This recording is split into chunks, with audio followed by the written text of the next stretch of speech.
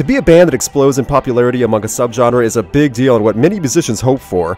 And while many detractors may say that Pvris gained attention through ways outside of their music, I for one cannot deny the talent in the band's desire to create something memorable as well as gorgeous. In 2017, we get to hear music that feels like it's a long time coming. The band's sophomore album, All We Know of Heaven, All We Need of Hell. With over 40 songs originally being written for over a year and then whittled down to 10, Pvris' new album is not one that was taken lightly or rushed out at label demands. Several songs have been released over the past few months to make crystal clear the style and direction of the new album and how it may be a more emotional and melodic direction than their debut LP, White Noise. In the previously released songs that were shared before the album drop, they all definitely reflect and fit in with the rest of the album. What's Wrong, Half, and Winter definitely set the pace and show how it's a deeper melodic rhythm that is the star of Pvris' music for the second LP. In every way, this is a deeper, broodier style that many alternative fans might not be expecting. Some of that brooding style might be from Emily Dickinson, which is the main source of inspiration on All We Know of Heaven, All We Need of Hell. In an interview with BBC Radio, Lynn talked about how the writing process revolved around Dickinson's poem Life. That inspiration is paired with some intense Victorian-era themes that have been seen in the new music videos. While many fans have their favorites of the singles up until they've heard the entire album, I can definitely confirm that those songs are the highlights of the album. That's not a shot at the other songs, but tracks like Heaven and Half stand out as the most dynamic and engaging, and in that sense it works well that they both start off the album.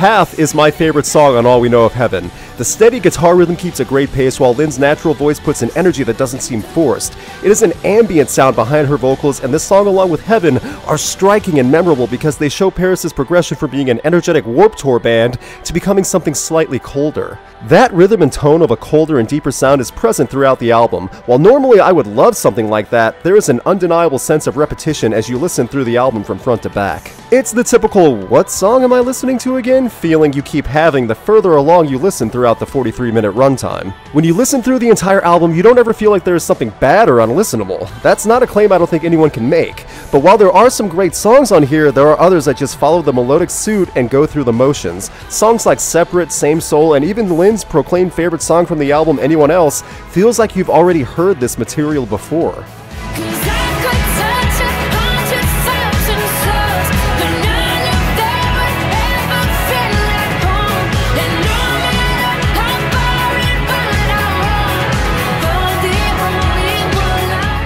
I think part of the reason I feel this album is okay, but I don't love it, is because there is a format for everything to come out strong and powerful for about 1 minute in a 4-minute song.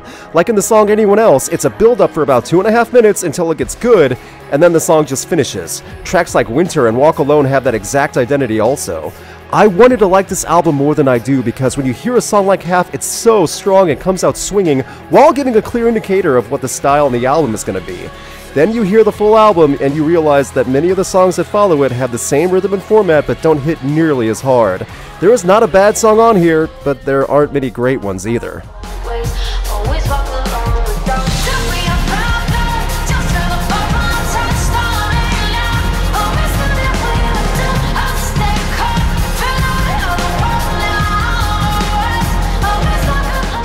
It's safe to say that if you love Pvris for both their music and what they stand for, then this album will more than satisfy your needs. As for someone who was truly excited after hearing some of the singles, I admit I was a bit underwhelmed with the final product, in a lack of variety and a sense that while it's a good hook, it's the same hook repeated track after track.